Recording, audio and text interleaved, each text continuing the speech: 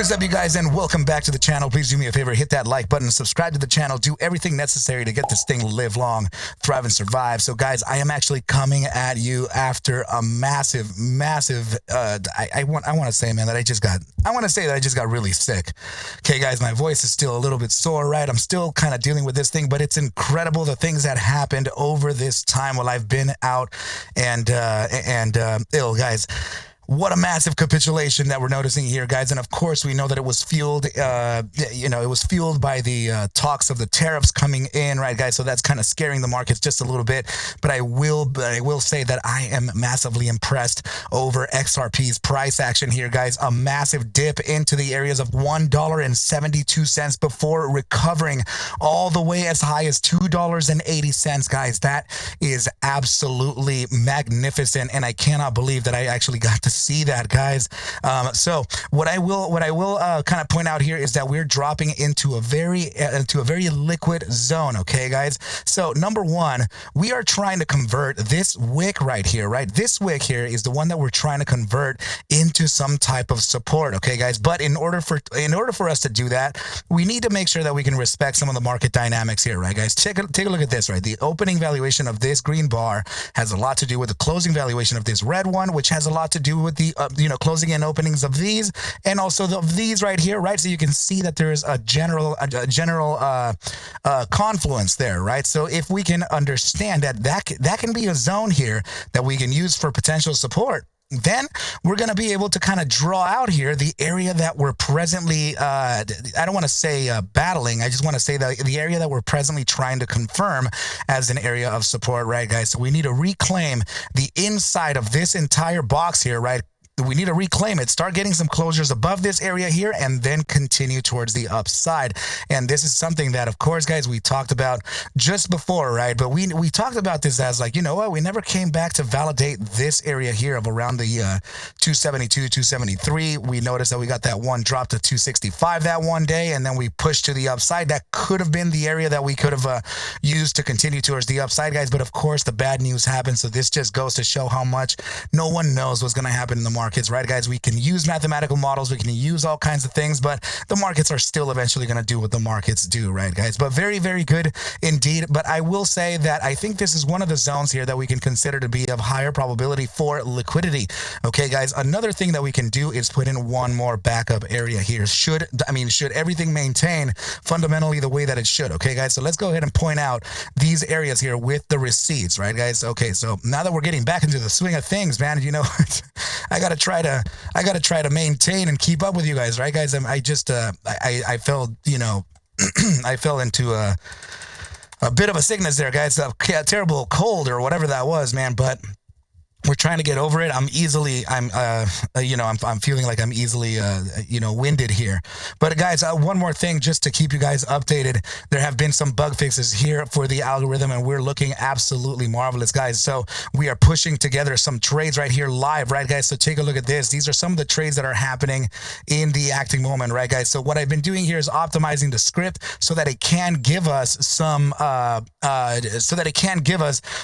lower losses while we have the execution fees so high during the preliminary trades, right? Because in order for you to, for example, on Bitstamp, and I think Kraken, let's say for example Kraken, you definitely have to meet like a 10 million volume threshold so you can get into zero commissions. So I found out that using around $4,000 that can be executed within within about a month or two, I think, or even less, right, guys? And now as you include more money into this, there's always a potential of shortening that time drastically. Like, for example, if you were doing $15,000, that would be over the span of like one day, right?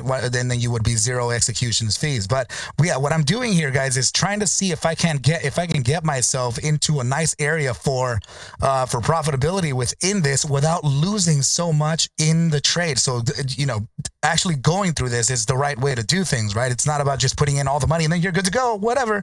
It's not about that. It's about figuring out the puzzle here, because most of my followers, most of everybody does not have $15,000, $20,000, $30,000 to just dive into this thing and be good.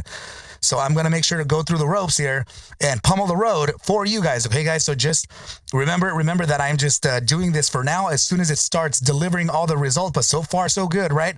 I'm going to go ahead and just remove this from the sale, guys. So now I'm back in action. For those of you that already purchased it, I will assign it to you guys. Make sure to check in the link right on the top right here for you to get your copy before it is completely gone. Okay, guys. So let's go ahead and move on here with XRP and take a look. Okay, so we're right inside of that liquidity zone, guys, just breaking below that support. Let's go ahead and take a look at the volatility versus momentum here within the immediate short term. So 30-minute time frame is going to be closing in about 15 minutes, right? So this has absolutely the absolute reason to continue expansion here, right? We do have a downside suggestion on stochastic momentum. So remember, guys, use your volatility and linear as your acceleration, right? So this would be the acceleration versus your direction bias.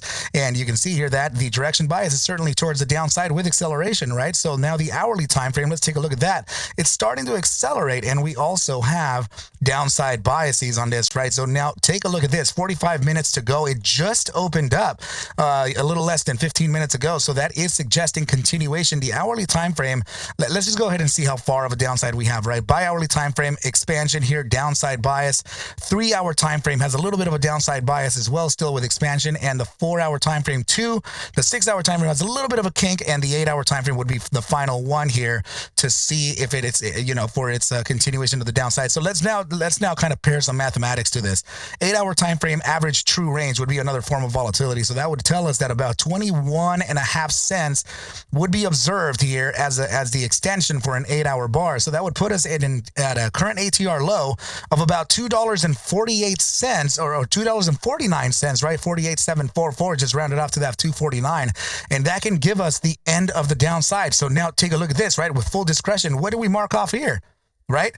Very interesting indeed. 251.24 is kind of what we put down here. That is completely confluent to the 249 that we're observing on the current ATR low. So that would be the final time frame here for potential downside. Okay, guys, and it does have to do a lot with that liquidity area that I'm talking about. So if this does have that area to get down here, then you know what? 12-hour time frame is pointing straight up here. Daily time frame is pointing, starting to point towards the upside with expansion.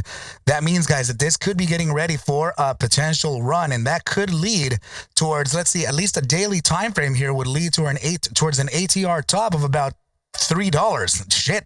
Okay, so yeah, heads up, guys. It looks like we are potentially headed towards the $3 zone here in the more, I guess, in the medium term, right? Short to medium term here. It's looking pretty damn good.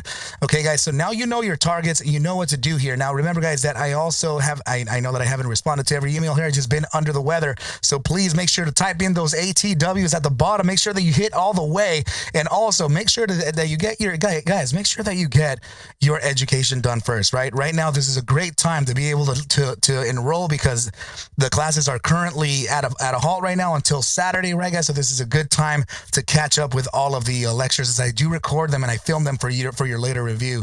Okay, guys, so ARC Masters course at gmail.com is where you want to get in touch with me, okay, guys, to make sure to get your syllabus and disclaimer, okay? Reach out to me as soon as possible, get your education done, and everything will be cool, okay, guys? If you have any questions, you know where to reach me, and I think this is a pretty good place to leave off, so let's go ahead and have a good rest and touch bases here as soon as mañana, okay, guys? I love you all so much, and we shall talk very, very, very soon. Please take whatever I do show and iterate within these videos as just a form of entertainment, as I cannot suggest for you to buy, sell, or hold any assets whatsoever, ever.